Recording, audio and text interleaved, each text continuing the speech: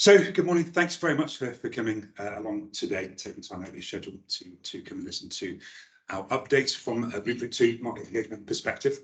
It's really good to see you all here.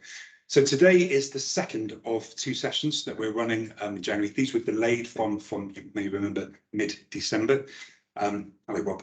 So this is for engagement community number 1, number 2, who are primarily supported by DXC, primarily DXC customers and North Door customers, and also EC6, who are predominantly self-build organisations. And by way of introduction, I'm Steve Pallett. I'm looking after EC1 broader responsibilities, but my community is EC1, which is with DXC customers and North Door. Introduce Dex over here on my right. He's looking after the other half of the DXC customers and the EC2 community, and Daniela Elson, who's looking after EC6, which is predominantly self-build organisations and quite a lot of company market. And I think Dex and I've got a mix of both Lloyds and company market. We've got a number of guest speakers who will be talking today. I'll introduce them as we go. I won't introduce them now. So thank you very much to you guys for turning up and offering to speak about your experiences and what you're doing to support the market and your customers. We've got a busy agenda. It will take us right up to 11 o'clock, I imagine. Please do ask questions as we go through. That's fine. It would be great to have a two-way dialogue. Really appreciate that. If we start going down any rabbit holes, I can't imagine for one moment that would happen. If it does, I will move us on. We do have time at the end of the sessions for Q&A. So if we do go too intense, I'll try and move us along, and we'll keep those questions for the end. Okay, and after 11, some of us will be available. So if you want any one-to-one conversations, and I know certainly some of the guys North Door DXC will probably be around for a few minutes afterwards, come and see us if you want to have a conversation, not in front of everybody else here. We will share the slides at the end, so feel free to take pictures. Yesterday, lots of people had their phones out. It was like being at a Bon Jovi gig. Do take pictures of the slides, and that's absolutely fine. But we will share the slides afterwards as well.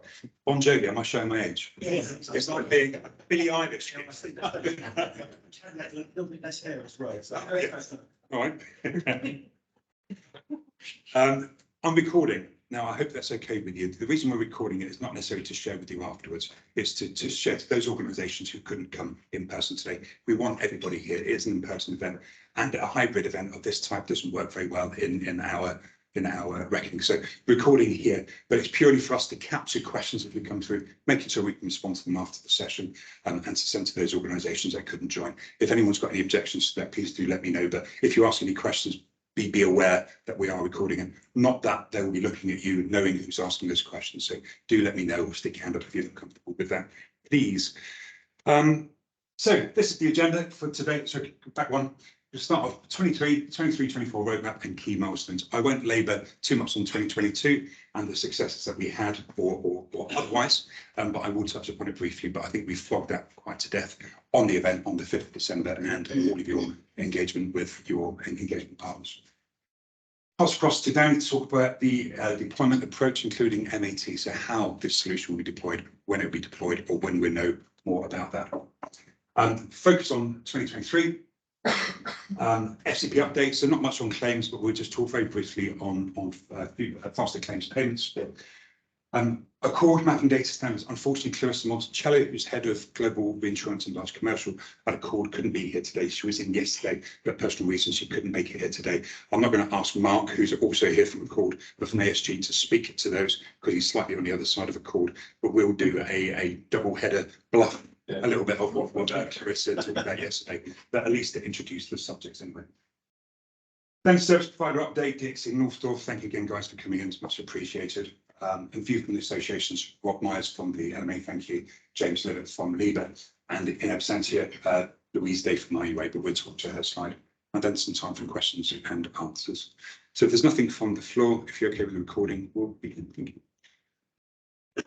So this slide does not work in a presentation because there is so much detail, so I'm not going to speak much about this, but you've all had it. You would have seen it on the 5th of December. It's not new material. It was announced in December. It shows the activity on the left-hand side to the side of the dotted line, everything that we did within 22.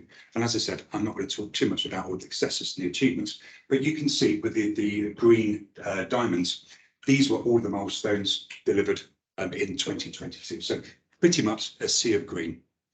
There are some delayed milestones, there are some deferred milestones. The grey is the deferred milestones, the yellow is delayed. They've moved across into 23 and possibly into 24, but predominantly we did a lot of work in 22. It was a very successful year. These three streams are open market, delegated authority and claims. I'll just pick out a couple of things here. So on an open market, it was a lot about data. It's about moving the data through the life cycle of the insurance transaction. The LNG establishing the data council, the work we did on CDR, the consultation on CDR, the consultation on what was the IMRC, which is the MRC version 3 now. CDR definitions, there was a huge amount of work there that's got us up to 23, which is setting itself up nicely for work in 2023. DA was the DCOM and DDM integration, building out DCOM with the future releases, make it more stable, delivering more functionality. EBOT and ECOT handling, with both for open market and DA, learning a lot about what we need to do, making sure that we do understand it, making sure we know how to deliver those solutions. And then claims at the bottom, again, ECOT handling, EBOT handling, and future faster claims payments. On the right-hand side, I'm not going to talk to this slide because on the next slide, yes, key milestones for 23 and 24. So the two streams here, building market testing, key vendor and market milestones. What we have here is the sequencing, and when the sequencing sort of starting the build and when it's completion. Just to reiterate, sequence 1 was the foundation work within the JSP, the Joint Solution Plan, which has been fixed, it's been delivered. Sequence 2, global premiums and claims, so not London market, but global premiums and claims. And that is due to finish at the end of this quarter. So most of it's done. There's some finessing and some future build to be done, but that will be done by the end of Q1. The deployment approach of how we deploy the solutions, Danny will speak to in the next slide, so we'll talk about that. Sequence 3 is the London market. So 24 here, you see the London market premium claims build will be complete, and that's the end of Q1. So that's all of the stuff that's different to what we do in the London market, to how it operates in the global. So whether it be things like laws and all of the different London market stuff that you'll be familiar with. Key vendor market milestones. So MRC published, this is probably one of the more important and the thing that sets the process in flow. MRC being published version 3 at the end of Q1, and then 2 quarters of adoption. So usually whenever the MRC, and James will be speaking to this later on, I know, usually when a new MRC is a new template is released, there's a 3-month adoption timeline for it to go live. The Data Council have agreed, and Lloyd's agreed to extend it to 6 months. So that will be in at the end of Q3, beginning of Q4 to adopt. Training commencing in 2024. That's really when things start looking really exciting. That's when your own firms, your own organisations, your technicians, or whoever is interfacing with the service will start to see what it looks like, and it become quite real to actually see it and feel it. Before that, because the sequence 2 is completing at the end of Q1, we'll be able to go out and show you what these screens look like, what the new world will feel like with IPOS and ICOS. But the training, that will be free for your people in your teams to really get a look and a feel of the new services. And then a period of market acceptance testing. This is still to be decided and confirmed when it's happening, but it's likely to be 6 months. It's likely to be certainly in Q2. Heating up then in Q3, ready for launching when we deploy in Q4 2024. So that's all I've got on these slides. Are there any questions before we move on, or are we all comfortable with C? James? Guidance of what's expected from this. Q2, just as far as business readiness. I would say I think it's within the next quarter we'll have much more certainty about what MAT looks like, when it happens, and what we'll be asking of you. So I think it's within the next quarter. Good question. Thank you.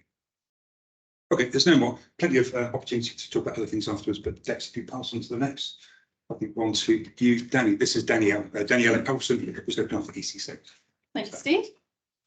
So the deployment approach, we previously communicated that it would be a kind of a big bang in terms of the cutting of market services.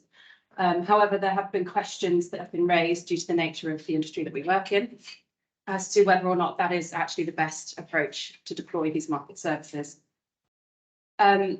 There will be vendor and market consultations to consider the timeframes, the impacts on organisations, the MAT expectations, any potential risks involved, and of course the costs.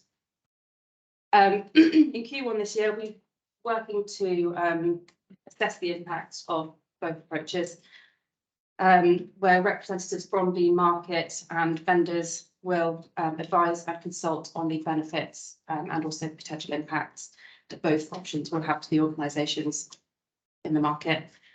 After the impact assessment has been completed, the delivery deployment plan will then start to take shape, and the finalised deployment plan will be shared with the market in Q3 this year. So there's still quite a lot of work to be done in terms of how the cutover is going to happen. We think that maybe a phased approach might be more suitable to organisations. So this is why work's been going on now to make sure that this is done properly. And then with regards to MAT, I know Steve touched on it a second ago, but we're now aiming for Q2 and Q3 next year. And we're hoping to be in a better position by the end of this quarter in terms of how that's going to look.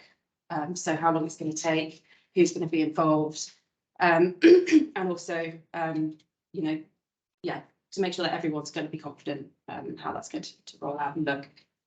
Are there any questions on this slide? Yeah. The phased approach, can you give us an example of what a phase might be? You know, is that a class of business? Is that Lloyd's in company in Lloyd's?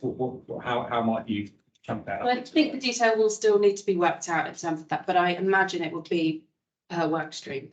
Yeah, some of the options could be by class of business, could be IPOS goes live first, then claims, DA, follow. It just needs to be sort of thrashed out before we can release or go to the market with the plan before it's then finalised. Is there a working group in Home Office to figure this out? Like saying, Yeah. the class of business is wrong for the TAs and the FAs. Yep. So also we went live in the company market, we went big bang with it. If you tell me I've got to run different processes for different lines of business, that's a huge disadvantage to us. Most of this is pretty much being discounted. It's still there as a runner, but I think that it wouldn't be sensible to have a class of business. No. I'm not going to say It's a counting exercise. it'll be very complicated. So absolutely, there'll be a number of working groups. There'll be consultations through the market with associations. It'll go all the way through program steer board, steer co, up to exco, JV, board ratification. There'll be a whole wealth of consultation on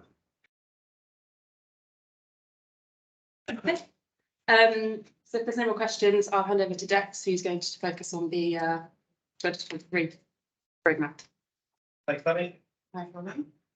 Morning, everyone. Great to see so many familiar faces.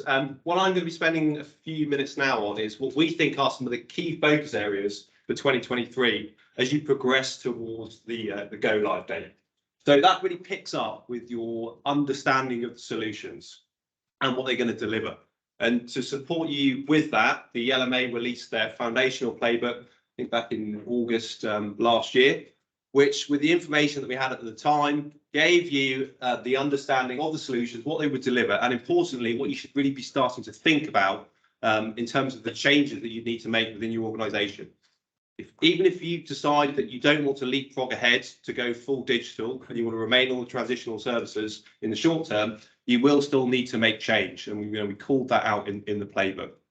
I know Rob will touch on the future plans for the playbook for the sort of subsequent versions, so I won't go into too much detail on that. To support you, again, with your understanding of the solutions and the changes, we also went out to the market with the customer journeys. So you've had the first version of the customer journeys, which detailed the data flows across all the solutions. We have now released the second version of the customer journeys. So 2.0 is out there, it's on the website. I've gone through it with a few of you, and we will be running a couple of sessions to go through that in more detail. There hasn't been really any changes to the existing content, to the process flows. But I think importantly, and to assist you with your planning, what we have included now are the message approaches. So it's broken down by messages for whether you go full digital or transitional. So you can see at what stage in the journey you will be receiving your accord messages back from the service, what you need to do with them, if it's just an acknowledgement for info only, or if you need to actually do something with them. And likewise for transitional, where you will receive the EDI messages. On the benefits framework, so we've gone out with a benefits framework. This is a pool of benefits. And the idea is that you dip in, and based on your organisation, because you're sort of all at different levels of digital maturity, you have different systems, different BPO providers, processes, etc. The idea is that you go into that benefits framework and you pull out the benefits that are relevant to you to help you inform your business case for change. What that should also do as you go through that and start looking at the benefits is to get you to really sort of decide, you don't necessarily have to make a decision now, but get you on the way to deciding which pathway you're going to take. Are you going to go and leapfrog forward and go full digital when the new services go live? Are you going to remain on transitional services in the short term until that point in time when we retire those services? On the EDI and API specifications, so working with Marek and the vendors, we've now got a full schedule for EDI messages and the APIs as well. When I say the APIs, these are the called messages or supporting APIs for the digital journey. The EDI releases are on the BP2 website. The first two are out. We are not expecting any changes to the actual structure of the EDI messages, but there may be some changes to the content. Okay, the first two that have been released, there's no change to structure or content, which is good news. And we've got the plan for the remainder of those to be released throughout the year. On the API specifications, you have to go through the ASG website to get access to those. I'm not sure if any have been released yet, Matt. They're all released. They're all released. So you can go onto the ASG website. You can have a look. This is particularly important if you do have an inbuilt system. If you're having to go to your IT team and present these changes and say this is the development that we need to do, then these schedules are important for that. If you use a service provider, we've got DXC and North Door in the room today. They, of course, will get access to those specifications so they can then work with you as their customers to make any changes to the systems that you need. Okay. On progressing the known unknowns, this links back to the readiness playbook. So the readiness playbook was a foundational playbook. It was issued to the market with the knowledge that we had on the solutions at the time. So what does that mean? There are a number of what we call known unknowns. They have been called out in the readiness playbook, and in December last year, the LMA provided the update on those known unknowns. They haven't all gone green. As an example, we still have a little bit of work to do with Lloyds on the DA strategy, so they are still red. A number were turned green, and a number have gone to amber, where we have got an update for you on those known unknowns. They will continue to get released throughout the year as well. So keep an eye on those, and of course we as the programme will let you know when there's further updates too. Next slide, please, Steve. This is really just some comments that I've pulled out from the Data Council. So at the back end of last year, Sheila pushed out a note, a bit of a summary on the activity that took place last year, with 3 key points around what the Data Council think you as carriers should be focusing on in Q1 and throughout this year. The first 2 are really about alignment. So starting to align your in-house systems to the GRLC Accord standard, and aligning your in-house systems to MRC version 3. Now, of course, brokers will be doing more work around this on the new templates from September onwards. But what you can expect, and I know James will cover this, is from September onwards, when renewals are due, you can expect brokers to present in the new standard in version 3 template. So you need to be sort of ready for that to be presented to you from really September onwards. And finally, data. We know that you're going to be receiving structured data, much better quality structured data when we go live. And it's, what do you want to do with this data? How are you going to harness it? What insights are you going to be able to pull from that data? And if you want that data to go into, say, an exposure management system, how are you going to get it there? So you really need to sort of start thinking about, okay, well, how can we harness it? What insights can we take from it, and how are we going to get the data to those systems? Okay, so those are the 3 points of the Data Council. Next slide, please, Steve. I just wanted to give you a quick update on FCP. So FCP, the Faster Claims Payment Service, now sits with Limos. We're sort of running the BAU and running with the sort of the drive for further adoption this year. We've got 17 managing agents signed up, and the Vitesse service, for those of you that can sort of think back to the customer journeys that we've gone through with you, in the settlement options, both for premium and claims, there's a direct settlement option, and that is the Vitesse service. And whilst at the moment it's only set up for Lloyd's binders, for Lloyd's business, the scope of Vitesse will grow to be that it will be that direct settlement option. Limos has set up its claim steering group. So through that group, we're really going to be working to industrialise the FCP Vitesse service. We know there's some work that needs to take place with back-end reconciliation for carriers, and some work with the non-cash processing of the business through the central services. So that will take place through that steering group, and what we're really looking for is adoption of FCP. You know, we've got 17 signed up, but hopefully we'll get more of the market signed up, and then it's really identifying the binders that you want to put through the FCP service. Next slide, please, Steve. We are. So that was where I was going to pause and then hand over to Clarissa. So I think between Steve and I, we're gonna run through the Accord update. Unless there's any questions on the focus points that I've just gone through. No. No.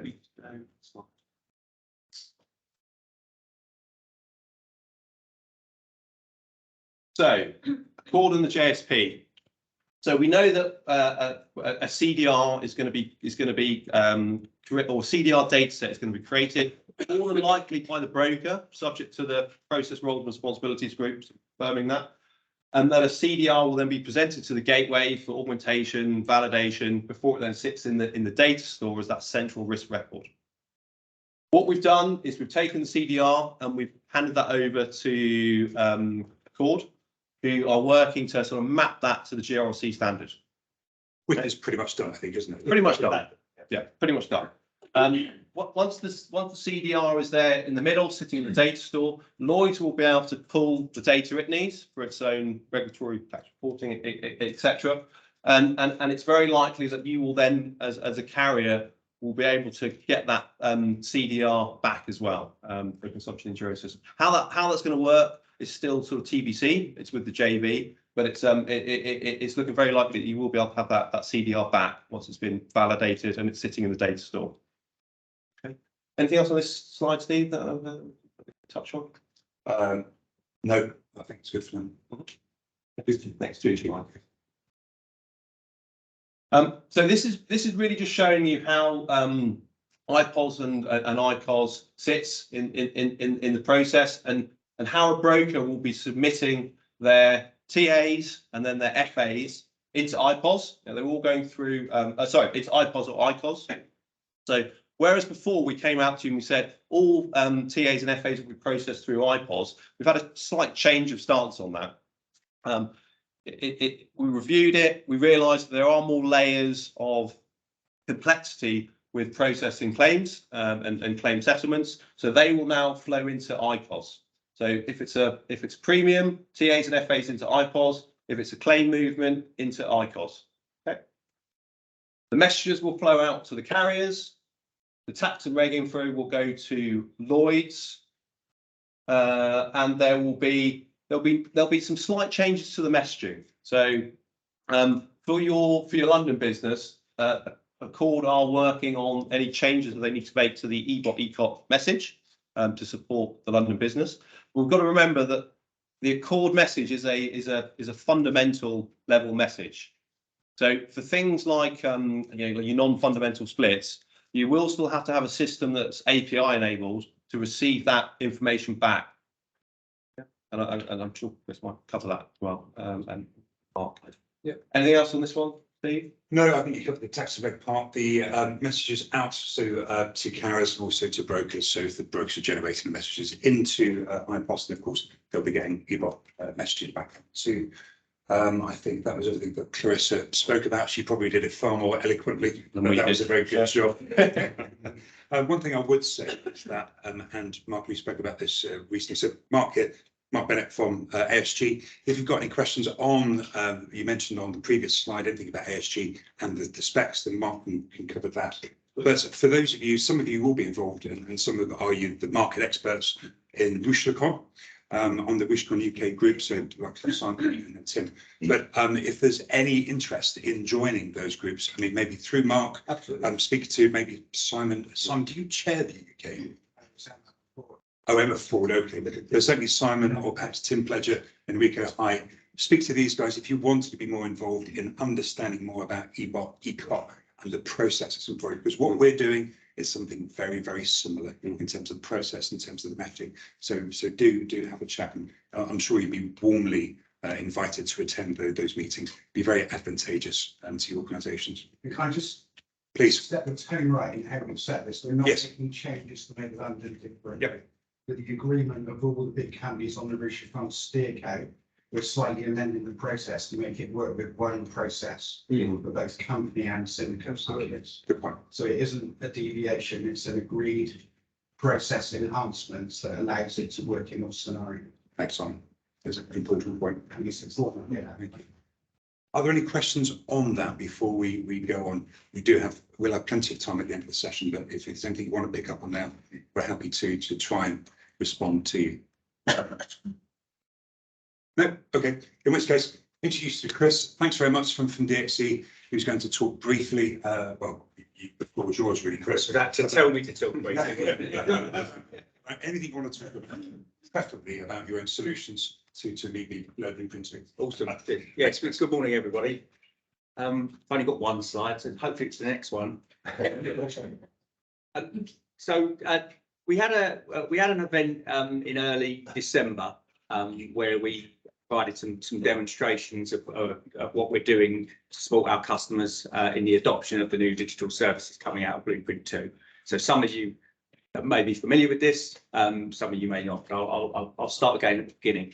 So obviously within DXC, we've got 3 broking systems, we've got half a dozen carrier systems, we've got our latest Assure solutions that I'm sure you've heard people like me talk about before.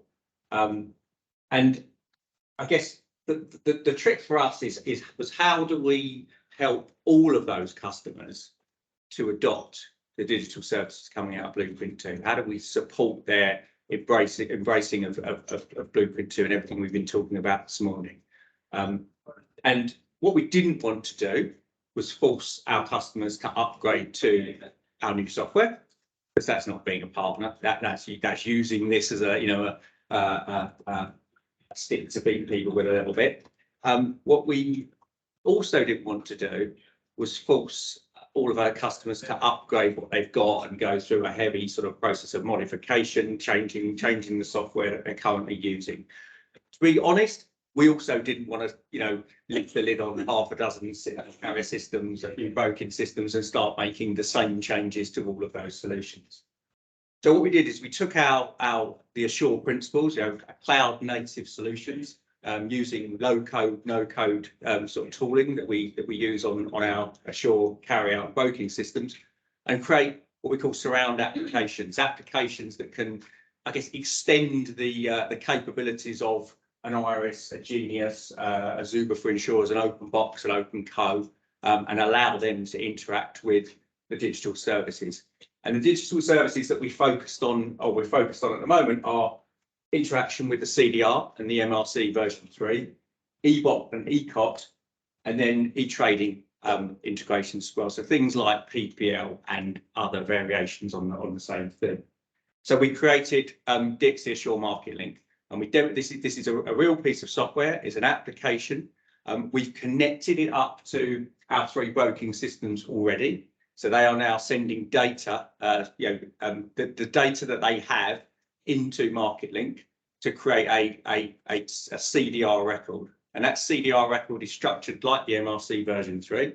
And it's real, it's in MarketLink. They can submit their data to MarketLink. If they've submitted enough data, all of the mandatory fields required by the CDR, then it can go straight through to the IROS gateway. So it's straight through processing. But typically, these systems don't have everything that the CDR requires. So MarketLink gives them a user interface and an application. It transforms their data into the Accord standard. So it takes their native code sets, maps them and transforms them into the Accord standards that are required by the CDR. And then it gives them an application in which they can augment that data with stuff that's missing before submitting it to the gateway. It then hits the gateway, the validation the validation takes place, and if everything's accepted, they've got a complete CDR record with a status of accepted confirmed by the gateway. So that's the broking part of the process, and we've done all that. We've been hitting the gateway. It's actually the first application really that's actually started that end-to-end process from the broking system through MarketLink, augment the data, hit the gateway with a complete CDR record. Okay. On the carrier side, carriers would also have access to MarketLink. Slightly different view of the world, and some of the processes here are probably a little bit less set in stone. But we envisage, the CDR record is created, validated by the gateway. Whether it works like agreement parties today, where only some carriers have to agree and accept CDR, they'll get a notification. They'll be able to go into MarketLink and they'll be able to accept CDR, confirm it, and then that'll drive downstream processes. Are we intending to push all of the CDR data into these existing carrier systems? No, we're not. Will we expose the CDR data via an API to allow you to ingest it into data warehouses or other systems that you have? Yes, we will. Okay. We're now working, I think we met with Mark and his team last week. We're now focusing on the ECOP piece. Okay, so because it's different. If you think about how a USM works today, you receive the USM into your system. It's sort of it's like it or not, isn't it? There's no interaction, there's no query process, there's no acceptance or rejection process. So there are new steps in the ECOP process, and we need to work out where do we do those, because they're not in IRS, they're not in Genius, OpenBox, OpenCode today. So how do we support those? And that's what we're working through now. And we'll start to sort of unveil the approach, ratify the approach with you guys over the coming weeks. Just one quick thing on that. We've already built the integration module for Genius for TA and FA. We did it in 2013. Peter Houston and I built it, so it already works. And there is loads. So there's no point in us getting hundreds of messages every day and not going in and allocating them against our policy admin systems. And we built all of that. So okay. If you're looking at that, you probably need to come and we'll demo what we've done. And it's already all there. Because if Iris and Genius don't take all those records and automatically process them, you've lost about 20% of the benefit of this whole process. Because then you'll fall back into because the issue is you can validate it in the JV, but if the premium is still missing of my policy administration system, then I've got incorrect financial records. So that's why in the company market, the TA goes direct to my policy administration, and the L4 acknowledgement is to say, yes, it's on my P&L, it's in my cash account. But that final step needs to happen from the JV messaging into all the policy administration systems. Yeah, that's understood. We recognise that what we can't do is just keep this in the MarketLink application. Yeah, you've got. But what I'm saying though is we've already built those links in Genius, so it's working. Yeah. So we should probably surface that with the whole group. Happy to. I mean, we've got. Yeah, that's it. I mean, we've got some systems. So yeah, some of the systems on here also handle EBOT and ECOP sort of natively. So the answer is not the same for all of these systems. The answer is we've got an answer where we don't have EBOT ECOP processing in here. You don't have to use all elements of MarketLink if you don't want to. I mean, you don't have to use it at all. What we're trying to do here is give our customers the ability to interact with the digital services without changing the systems that they've got. If they've already built things around it, if they've already got capabilities in those systems, great. Maybe you don't need everything that we're developing here. But what I don't want to do is redevelop in that area where we've already got a link that works into those platforms. That's what Take a bit of time. Yeah. Focus on the bits you do. The intention here is to not redevelop, is to not force people to redevelop capabilities in their systems. That's what we're trying to do, is to try to deliver capability that allows people to pick the bits to fill the gaps they have in adopting digital. Sounds like a conversation to have. I mean, with Yeah. you and with DXE. Yeah. It won't suit everybody, but for you, obviously some. So Pete on the JV is ideal because Yeah, he and I wrote all the and requirements. that's in with Chubb, I guess now, is it? Yeah. Yeah. Okay. Fine. Thanks, Chris. Lots of hands. Earlier, Dexter mentioned EDI specifications being published. I think this talks about interacting with the digital first as opposed to the transitional services. EDI messages are around the transitional. Yeah. So be incorporating into any of the systems those EDI specifications so that people could go transitional services, or will all of the users of these systems be encouraged to go digital first via DXE? So encouraged was the important word there. So yes, we will support the transition services. That's been a long-standing commitment from DXE, but for obvious reasons, we'd like to think that if we get market link right, we can give people the option to go straight to digital. Yeah, I think we would all like, as you know, as big an uptake of, of early adoption of digital as possible. But transition will be supported by DXE, and that's always been a commitment of ours.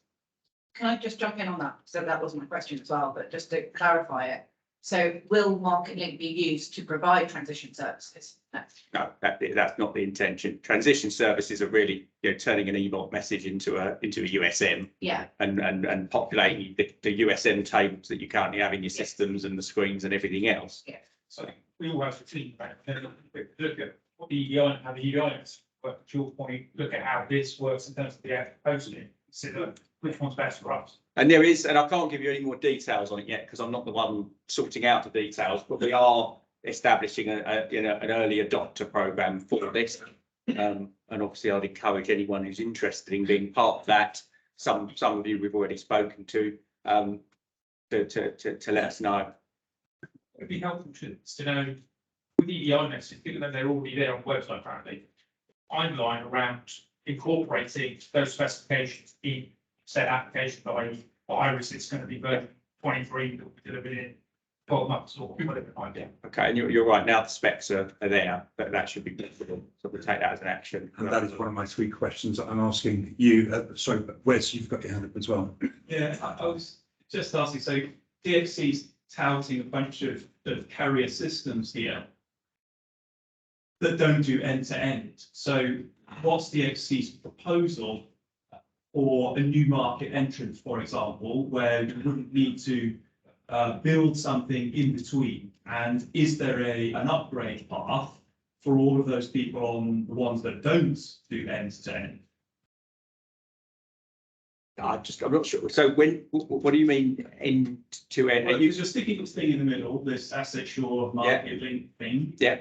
That isn't going to post back to any of the carrier systems on the left-hand side. So the MGA or the agent's going to have to do something themselves. So new entrants to the market, why would they pick a DXE system that doesn't do it all for them? Right, okay, good question. So firstly, just to be clear, CDR piece, we're not proposing to post that data back into those systems. For EBOT and ECOT, and like I said, we're working through exactly the process flow. We know that we're going to have to post something back into those systems because today you've got tables and things like triangles that rely on the USM data being where it is today.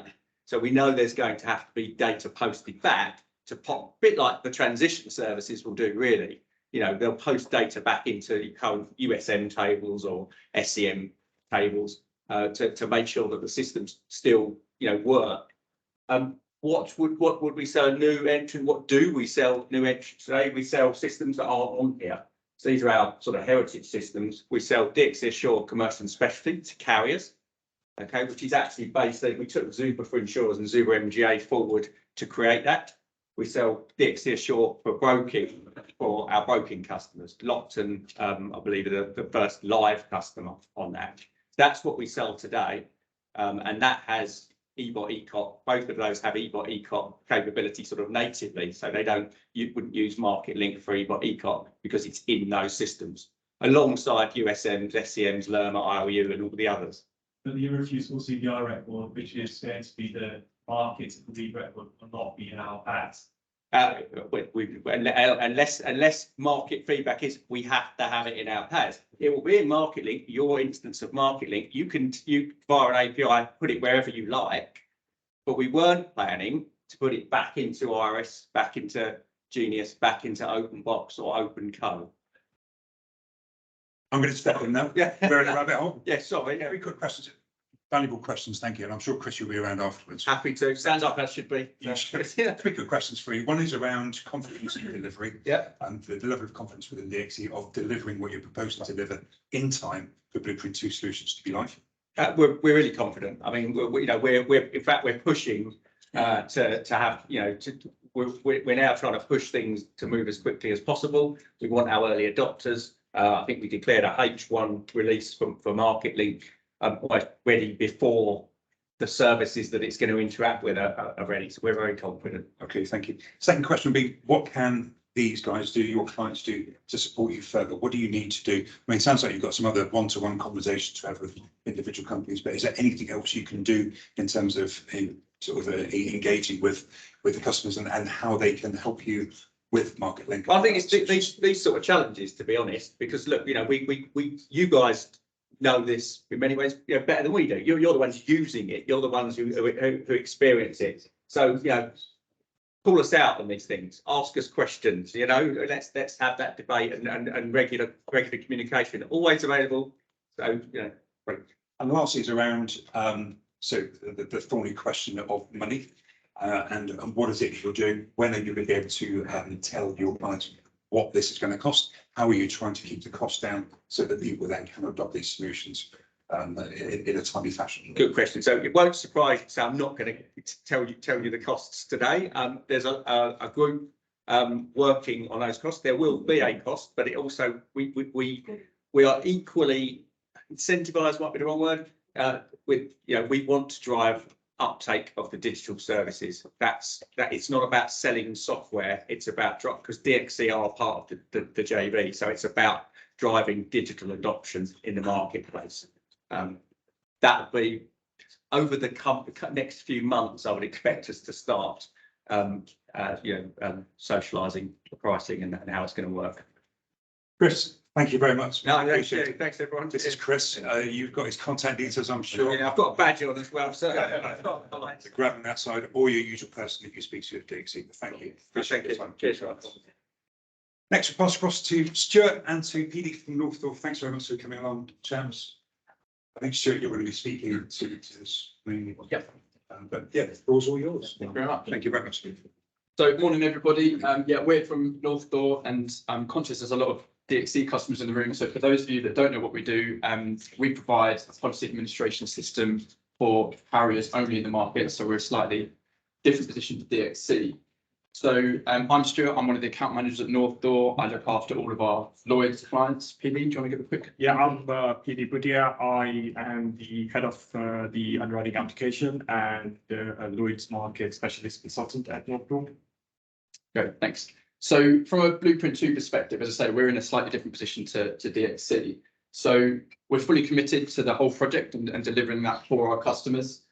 And ultimately what that will mean is a redevelopment of Index, which is our policy administration system, to make sure that it's fit for purpose for the digital world in the years to come. In the interim, we're looking at designing a solution where our customers can technically adopt those full digital services from day one, but won't need to make a huge amount of change to their existing processes and systems in the short term. And we believe the benefit of that is then our customers can adopt those digital services as and when they're ready to do so, but they'll get some of the benefits from getting them from day one. So we've shared some draft plans with our customers, and we have regular updates with them in our user group meetings, so we're keeping in touch with them all the time. We also think that the wider market and other carriers could benefit from the solution that we're designing. particularly those that may have legacy applications that they don't want to or can't yet move away from, or that maybe do their own in-house IT and may need some support to move. So we're happy to have conversations with carriers. We're also happy to talk to other software providers that may want to provide an alternative solution for their customers. And we're having some conversations with both carriers and providers that aren't currently doing business with us at the moment. In terms of timelines, so we're doing as much as we can at the moment based on the information that we've got available to us in terms of designing and analysing that solution. We're also looking at some non-Lloyd similar messages that we think may well give us a bit of insight before we get, for example, the EDI specifications that were coming out over the coming weeks. Once we've got those specifications, we can fill in the gaps in our knowledge and hopefully formalise our plans. In terms of wider development, we'll align with the Blueprint 2 roadmap to make sure that we're delivering what we need to and when we need to. But as I say, we're kind of in the discussion phase with a lot of carriers and obviously our customers as well and other software providers at the moment to talk about what our plans are and how they might change. So that's all I had for us. Sure. Anything for Stuart? Anything for the North Door customers or any comments?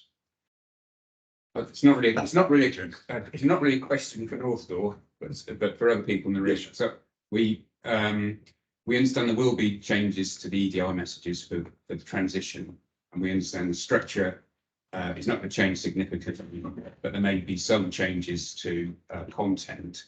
And I just, if somebody could, and I'm not trying to get an early release of what's new to come out shortly, but is there a chance that some existing fields may disappear, i.e.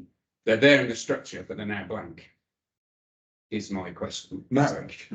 I think the answer to that, Adrian, is we have to wait and see. And if by blank you mean not filled in or there's a null value, so really you're talking quite technically about the data that's going to fill in that field. Yeah. Then I think that remains to be seen. And I would defer to the technologists who have designed the architecture. Yeah, so things like, is the risk code going to disappear from a USM? Actually, what would it be replaced with? Would it be a null field? Would it be those kind of questions? I think will be answered, but as the specs are released. And so the specs for the, now I get it the wrong way around, APIs, they'll all be out by the end of Q1, or is that Q2? If I just turn that around slightly, the APIs released by ASG are there already. Yeah. The EDI specifications will all be released by the end of Q1. That's what the schedule is, I think, for those now. Oh, so not January. So they're being released in a phased approach. So there are another 7 that are going to be released or scheduled to be released by the end of next week, for example. And then they'll be following on from there. And the schedule on the Blueprint 2 website. Yeah, so we're still working to that published schedule. Yeah. So we should know shortly. Well, we'll know more as time goes on. Absolutely. One of the fears that I certainly picked up on the rounds was that for those of you that are sticking on transitional services, that the OSND would be removed from the current EDI messages. It's still subject to confirmation when the relevant specs are published on our website. But it's looking likely that is now not the case, and that you still get the OSND within the EDI message. So sigh of relief, I think, from other people that rely on that. Let's just segue back to North Door if we can, so you're not standing up here like a couple of plums. Same 3 questions that I can to you guys. So in terms of confidence in what you're building and being ready in time for Blueprint 2 for the new solutions to connect to, what level of confidence do you guys have? Yeah, so we're confident that it will be ready when it needs to be ready, obviously, and actually kind of related to Adrian's point, we still need to see some specifications before we know exactly what we're going to do and if our customers are going to do it. So when we know a bit more, we'll plan accordingly, but we're confident that we're on track. And is there anything that your client base can do to help you more? Is there anything that we can do to support you more apart from get those specs to you? I think our clients are doing pretty much everything they can to support us and commendably to Adrian as well, because he asking different questions on our behalf, and that to us means I know together we're working to try and get the answers that we can in a timely fashion, accurately, and build what we need to build along the journey. Great. And he also asks me the difficult questions too. Glad to know. And finally, from a commercial perspective, when will you have an idea of what this may cost for your client base, and and what are you doing to try to keep the costs to as low as possible to encourage take up of the new services? Sure. So we've actually shared some very high level costs with our existing client base. Again, based on what we know today and obviously subject to change, but we have shared those high level costs. In terms of looking to keep costs down, there's a few elements that we're going to need to build, and some of those will be universal, and therefore the more people that take them up, potentially the cheaper they can be. Some bespoke stuff that you can't get away from will need to be bespoke and will be on a T&M basis as we do with all of our customers. So, but that's where we are with commercials. And again, as we know, we're going to refine those estimates and keep on touch with our customers. Okay, thank you very much, guys. Much appreciated.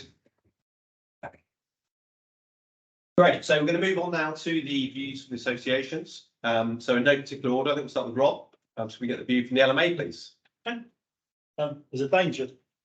I could talk for longer than you want, so We've got 20 minutes. give me a sign, preferably not rotten through. If I've not met you before, I'm Rob Myers, I'm Operations Director at the LMA. Dex asked us 2 questions to sort of consider, and I'm going to ignore the middle one, frankly, because I hope you know what you need to do to help yourselves. I'm not Samaritans, so I'm going to focus on the last one and the first one. So starting with the end in mind, what does successful market digitalisation look like? I don't think I'm going to say anything here that surprises you. I think ultimately it has to boil down to a better customer experience of doing business with London market insurers and London market brokers. If efforts can't be traced back to that as a 100,000 foot outcome, then we're probably putting effort into the wrong things. And I think that means a more competitive marketplace, a more cost-effective marketplace, a more relevant, or no less relevant marketplace for your clients. So everything for me needs to trace back to that outcome. And I think if you peel that to the next layer, what does it really mean? Claims. Everything else is kind of a means to an end. Paying premiums are a means to an end. Claims is where the customer experience rubber hits the road, and delivering on that promise to pay. So I'm not going to stand here and tell you what good digital claims looks like. Janine's working on that in a workshop right now. But if we don't come out of this saying, wow, that's a step up in the right direction on the claims experience for your customers because of what digitalisation has done in the market, I think, again, we've probably been focused on the wrong things. Features. So for me personally, I'm not saying this is the LMA view. I hope things I'm going to say are going to be hard to disagree with. This is where I wish I'd got varifocals. So assets, features of a digital marketplace. I think doing things once and reliably. So I don't want to hark back to NM Tom, but one-touch data processing was its mantra. Didn't do it. So one-touch data processing, please, this time around. Where it's done once, it's done reliably, and everyone enjoys the benefit of that. Can confidently use that data over and over again, whilst making sure it's maintained as well. I think the second piece, this is where I will show varifocals again. Oh, now there's a high level of automation opportunity here. So you're all spending a fortune on people punching keyboards to repeat processes. So let's automate, please. I think inevitably that provides an opportunity for a short end-to-end process chain where parties that have an involvement in the process today, frankly, step away and become informed rather than involved. And I think that leads to overall simplification of how we get the insurance job done from placement all the way through to settling a claim and everything in between. And just an example for me on simplification, back to one of the slides that I think Steve or Dex spoke to, tax and regulatory reporting. If you're in the Lloyd's market or you're a broker transacting with the Lloyd's market, I think the Bureau processes 3.5 million premium and claim transactions today. And there's a good chunk of that is only a transaction because of the forced requirement to carry a breakdown of tax and regulatory data in an accounting transaction. No one really wants to do it. It's just been done that way for 60, 70 years, and it's still being done that way. But what that does, that inflates the number of transactions that need to be processed, and it adds to the headache of matching and reconciliations of those transactions and the cash that follows them. So, yeah, what's it going to be? I don't know. If it's more than 2 million on a like-for-like basis, I'll be disappointed. So, look out for a mass reduction in the quantity of transactions that are processed as accounting transactions. Really simple example of a simplification piece there. And I would just say that, for me, core data record, if this market I love my analogy. So if this market modernisation is a sandwich, right? Achieving the outcomes without a core data record is just like some fresh bread with some fresh butter on it. Core data record for me is the filling. It really is the thing that makes the difference and unlocks the potential for all of the things I've rattled off previously. So I'll talk a little bit more about that in a moment. That's my sort of summing up of what does a successful digitised marketplace look like. Back to now, how's the LMA helping? Well, first of all, let me just signpost, and you know this, I'm sure already. We have a high degree of common membership between the LMA and IUA. So necessarily, and preferably, Louise and I work very, very closely together on many, many things, and often, usually, come up with the same conclusions in terms of what's the right outcome for our respective memberships. Our role is not to deliver this thing, which for some of us that are delivery orientated is kind of a difficult position to occupy, but it is what it is. So our role we see very much as influencing and challenging and supporting, and I stress the word supporting. We are right alongside Lloyds and the IUA and LIBA and Limos in getting this done. We're just not in the engine room, running the engine to deliver it. Some of the things that we've done to help the market and will continue to focus on. So we talked about the playbook. We conceived the idea of a playbook at Easter last year. So we're working with NTT Data. It's about 3 or 4 months to knock it into shape from nothing, and worked very closely with Steve and the Lloyds and the JV team to get the content right. It's 6 months old now in terms of its content, and we will publish, again working with the delivery teams. We will publish an update to that readiness playbook. We want to, as our intention, to publish that playbook in partnership with the IUA, given the common membership. But quite frankly, I didn't want to wait any longer than July, August last year to get something out for the LMA members, because our goal was to make sure every managing agent had the opportunity to understand what it was and what it needed to think about inside its own organisation and level up that playing field. Some already knew it, and some probably said, "What's Blueprint 2?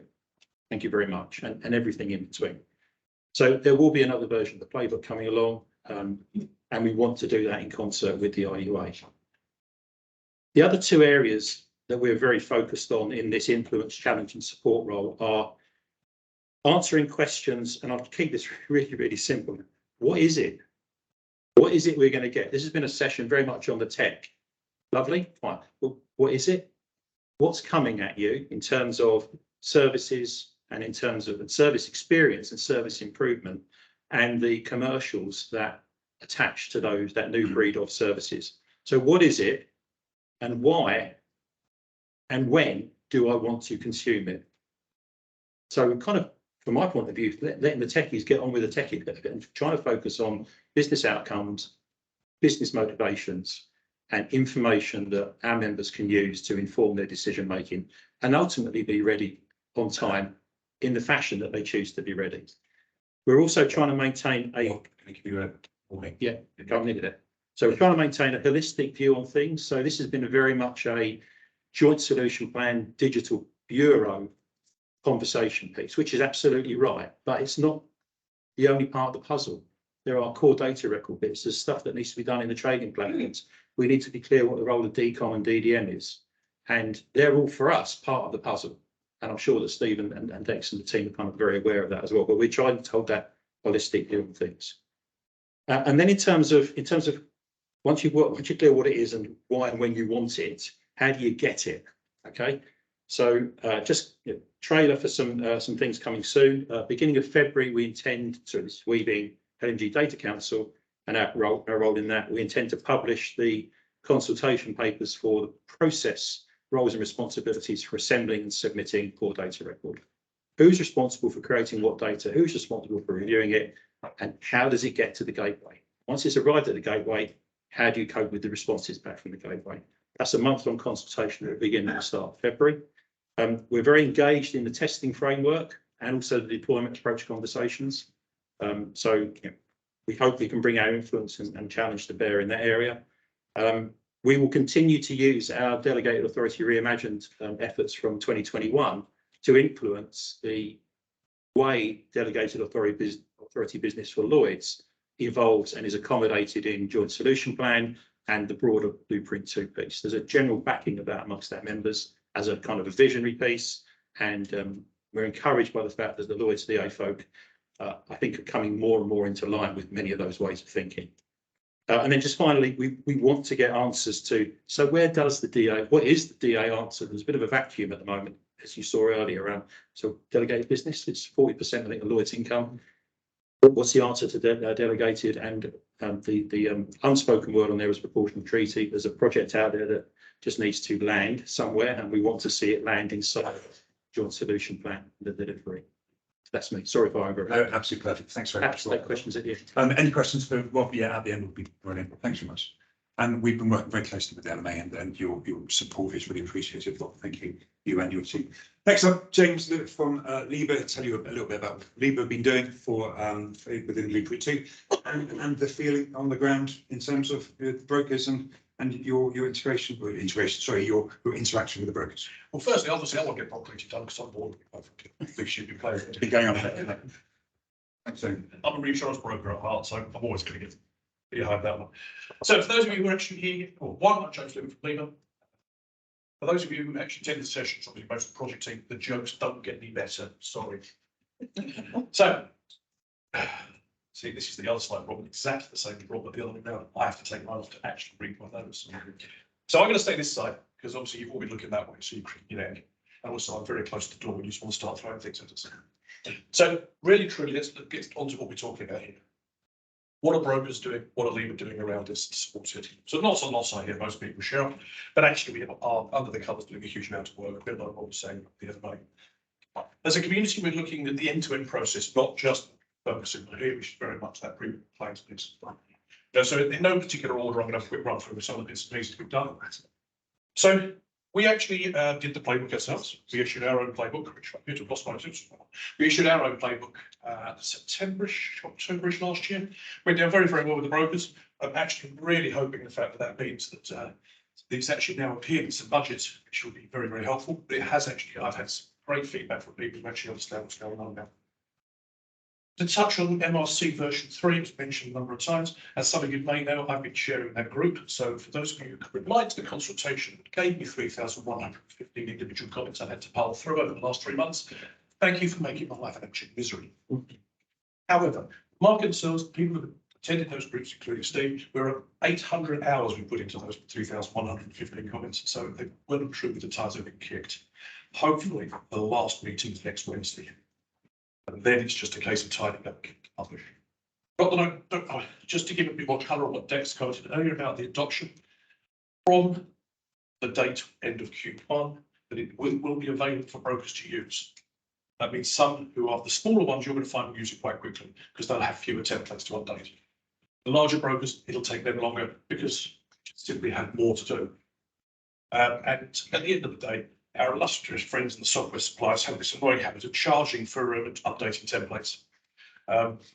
So there's obviously some cost and some work to be done in that space. We're obviously as brokers and as our membership, we're supporting the CDR work. We've got people sitting around the post placement bigs and the like. And occasionally Clarissa comes and picks me up too. And in fact, I was sitting there being beaten up about certain data fields while we were sitting in this room. So lots of that goes on. BPL is actually very focused on my brokers at the moment. Obviously, with the 20th Feb date looming on us. No, I can't give you definitive cutover plans. No, you want them. I'm trying to send them a threatening letter yesterday because I'm getting bored of being beaten up myself. Obviously, more SMEs on the digital services work. We've been helping the various teams on the DXC data center move, which not very sexy, but underpins a lot of what we're talking about here. DUA, my colleague Jackie's been running around helping and pushing and challenging a lot of the DUA. As we know, there's been challenges, particularly in my community. Currently, they're being asked to key 4 times more data than they previously were. On top of that, because none of these systems are linked together, there's 3 to 4 times worth. They'd have to key it 3 or 4 times, depending on the way it works. Not needless to say, doesn't help right first time, as we discovered at the SC last month. So, supporting the digital services framework, to quote Rob, there's absolutely no point in having a service broker say no, which I think is how you kicked off the meeting last week. There or thereabouts. And as of 36 hours ago, again, thanks Rob, I've now been asked to look at some of the stuff in the roles and responsibilities. So, and if nothing else, it proves we are working hand in glove. Still a lot of clarity needed for a lot of this stuff. We've mentioned it many, many times. But I think that the output of these roles and responsibilities will identify some of those things and will actually help us build and to get us take to the next level. The challenge, though, can't be underestimated. Pointed it down here. If you spend some time looking around the Lloyd's website, it's a fascinating place. You'll find there are about 300 Lloyd's brokers out there. Now, of those 300 Lloyd's brokers, 95% of them are members representing 95% of the share of GWP, it is back in. 275 are less than 100 staff. To put in perspective, actually 100 of them are less than 25 staff. 50 of them are less than 10 staff. It's a very, very large, very, very diverse community all over the world, and it's not going to be easy. Flip that over. There's a certain software house in the room who has about a 60% market share of broker back office systems, which honestly is going to somewhat assist in getting this over the line, or it bloody well. So that's really truly things I want to cover. I'll be around if you want to come meet me up. Also, feel free to drop me a line. Fortunately, I don't work for Lloyd's, so as a result, I don't just offer tea and coffee. So please feel free to drop me a line, and I'm more than happy to have a chat about some of this. Thank you very much, James. That's appreciated.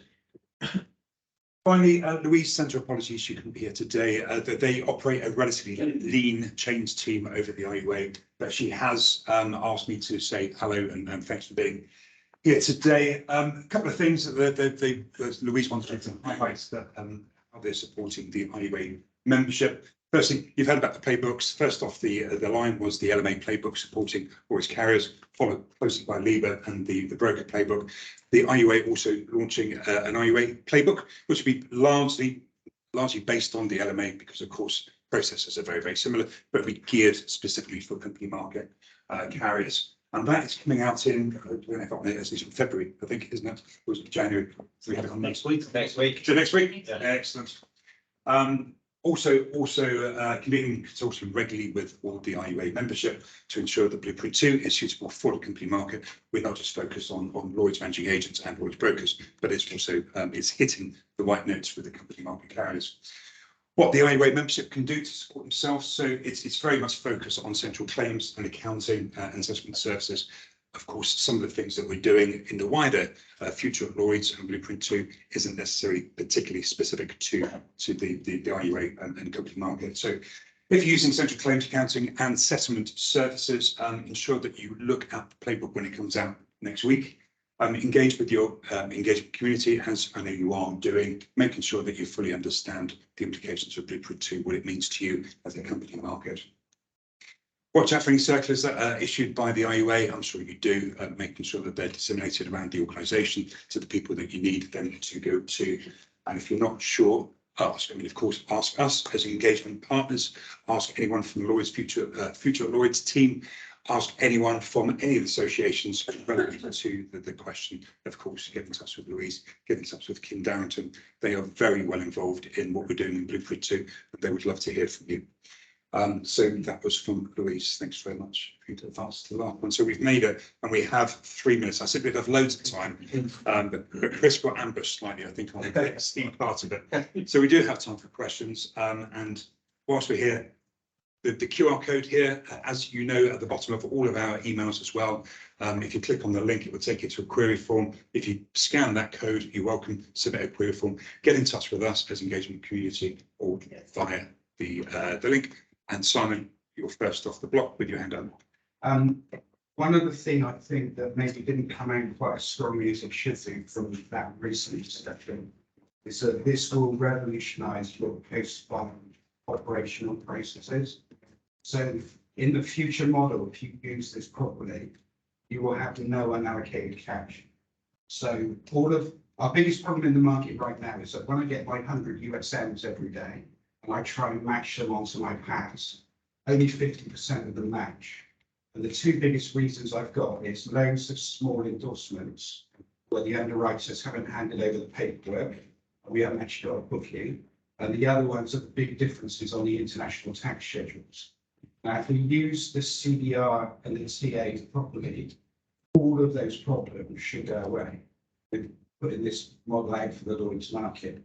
So we throw hundreds of millions of pounds down the drain every year by me having to get the USM for the endorsement and then go back and beg the underwriters and brokers for the original paperwork so I can rekey it back in again. But if we're going to get the CDR for that endorsement and the TA on the inception day, way before the money moves, the query process is with the USM query process is 90 days down the road, but with the TA it's at day 0. So you then get visibility to resolve all of your technical reconciliation issues 3 months before we get them with the USM. And that's what the companies have found who've used this. So it takes all of that end state processing and moves it right to the beginning of the process. I can assure you Simon's not on commission. But thank you for manifesting. But they won't even give you the TA in the new model if they haven't got the CDR data for that. So the JB are going to ensure on your behalf that the CDR is available. Otherwise, you won't even get the TA. Yeah. So you need that CDR record in the past somewhere. Yeah, what you should do is put that in the submission stage. You should run it all the way through the buying processes. And then at the minute they bind that on the electronic platform, the version of the CDR goes to the JB should be the version you're already tracking anyway, because your underwriters are negotiating with the brokers. And that should, and you should just get that post-bond version. Rob, let me hear from you. Go on. Yeah, just a couple of thoughts. Oops. We don't have much time, so Yes, we're not getting much quick. in way of questions. Point number one. Fact, on more than 50% of occasions, a technical account in the form of a signing message from the Bureau doesn't turn up in a syndicate's inbox until more than 60 days after the inception date. Okay. I see no reason why we shouldn't press for some kind of market service standard that says 85% of the time it's a technical account processed automatically within 5 days of contract inception date. Someone might say, well, what's a bit risky? Well, why is it so? Why is that such an unrealistic market? Yeah. Simon, I've quoted you many times in terms of what risk you've got to achieve. So why is that unattainable? Why is that not a sensible ambition for London market processing in a digital market? 2 months after inception? Ridiculous. The second point is the data in the CDR. I've done the analysis, but I'd wager there's a good chunk of CDR data that you already need in your policy administration systems. Might be a few bits that are unique to the CDR and you don't import them into your, record them in your PAS in some way. So don't get too fixated on this big kind of new task called core data record, because most of the data you need already. And it's up to you at the moment when you choose to put it in your policy admins. Those of you on your game probably do it within a few hours of quoting or lines going down. Those of you that are happy to might leave it days or weeks, or your service provider takes days or weeks to do it. And then final thing, and the inconvenient truth, and I just looked at some PPL stats, in more than 50% of occasions when lines were written on PPL in the last 12 months, either the line was written or the contract was created on PPL after the contract inception date. So we can have the best mousetrap in the world about getting data flowing faster and structured data. But if it's turning up days or weeks after the contract inception date on your primary trading platform, that's a problem. We've not really spoken publicly and spoken out about that. That's another gentleman on the left. Just saying, but there's a few big hurdles. There's not even the door. There's a few big hurdles we've not even recognised perhaps yet and started to tackle. Thank you. We're out of time. Tim. Just for the Very, very quickly. Thank you. not expecting this one. So part of the NLA playbook is a couple of things that come out and on the update worth So we're talking about going, the opportunity to go fully digital. In the LMA playbook, it says there are some edge cases where there will be leads to use transition services. So it'd be interesting to understand later, not expecting a response now, what those edge cases are, so to see if we can go fully digital. And then in the follow-up from the no unknowns, it talks about the inclusion for the LPAN EVOP outs, recognising that they won't be able to do it full service. So we've got the option of potentially another 4-day PI versus still receiving EDI messages or the portal. So again, it's the relationship between can we really go fully digital there, and how extensively will those non-4-day PIs get used for other things like laws, right back extensions or those others. Certainly big about. So the first point is under discussion. I know that for sure. Thank you for the points, Simon, and for the discussion. Sorry, we've overrun very, very quickly. Again, thank you for coming in. I hope this has been useful for you. A couple of highlights: the process, roles and responsibilities, as has been mentioned. The consultation starts on the 1st of February, so you'll be spoken to about that in due course. Second thing is your engagement partner will be in touch with you to send you a questionnaire and talk through a questionnaire, which we do every 3 months. It's to gauge your knowledge of solutions that are being formed, and also what you're doing in terms of internal company, setting up your teams, understanding it, making sure at the board level understand and how you're acting on that. Making sure you're interacting with your policy admin service provider as you need to. Appreciate your time. Please do take a pastry on the way out, take a bacon sandwich cold or a sausage sandwich. Otherwise, I drag them all back to my room and I don't need any more of those. So please do take them away. We'll be outside for the next 15 minutes or so. So lovely. Thank you for coming. And thank you to all the speakers that came and spoke today. Much appreciated.